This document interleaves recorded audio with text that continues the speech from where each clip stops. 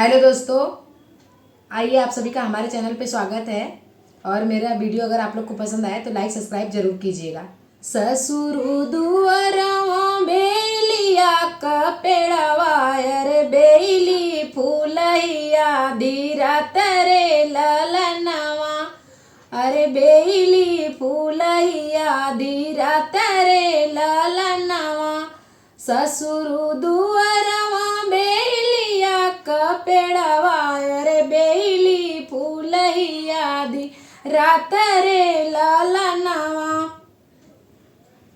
घोड़वा चढ़ल मैं दुल्हे कवन राम रे बेली कडरिया ओ नाई रे ललनवा अरे बेली कडरिया ओ नाई रे ललनवा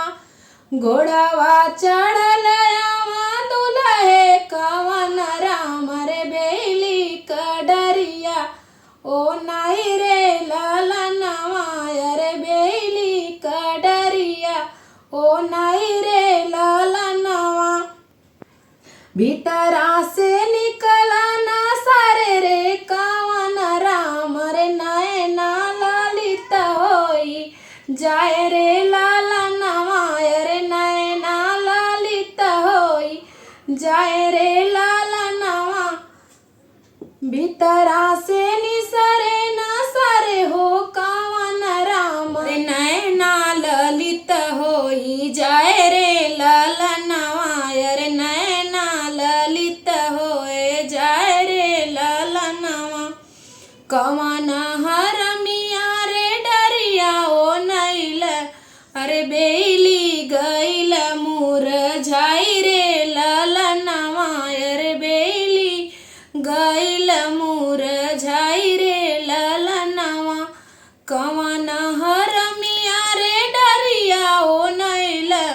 अरे बेली गैल मुरझाई रे ललनवा अरे बेली गयल मुरझाई रे ललनवा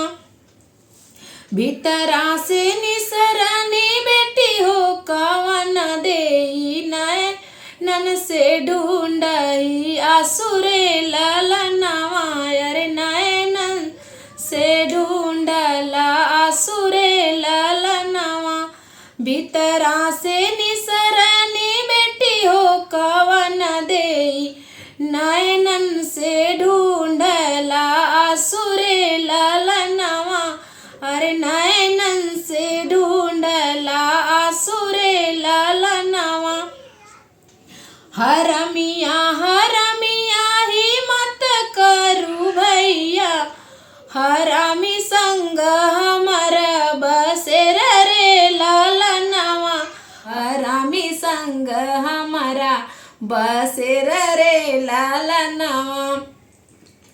तोहरी बेलिया भैया दूधवा से सिंचब अरे फिर बेली फूल कहाई रे ललनवा अरे फिर बेली फूल कहाई रे ललनवा तोहरी बेलिया भैया दूधवा से सिंचब अरे फिर बेली फूल कहाई रे ललनवा ससुरु दुअरवा बेलिया का पेड़वा अरे बेली फूलैया धीरा तरे ललनवा अरे बेली फूलैया धीरा तरे ललनवा